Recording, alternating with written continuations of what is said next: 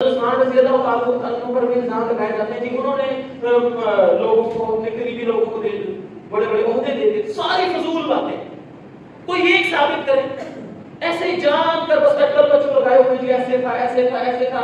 असल बात यह है उस्मान रज़ी अल्लाह तआला नरम दिल थे, उनकी नरमी का फायदा उठाकर लोग गलत काम करते थे और नरमी का फायदा लोग उठाते हैं, क्योंकि हज़रत उस्मान अक्सर माफ कर देते, अच्छा कोई बात नहीं आइंदा ना करें ऐसे, बस समझा देते थे, सख्ती नहीं करते थे।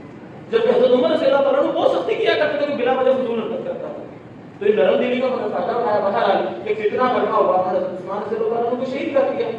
अब हज़रत उस्मान रज़ी अल्लाह तआला के बाद हज़रत अली खलीफा बन गए। किसी एक सहाबी ने भी कोई एतराज नहीं किया कि खलीफा किसी और को बनना चाहिए था, मुतफिका तौर पर खलीफा बन गए। अब उसके बाद क्या हुआ जी, जंग जमल हुई। अब जंग जमल कैसे हुई, ये सिर्फ और सिर्फ ये बात ज़हन में रखें, मैं सिर्फ आगे से शुरुआत करना चाह रहा हूं। सारे के सारे एतराज़ात, इनके पीछे बुनियाद ही कोई नहीं।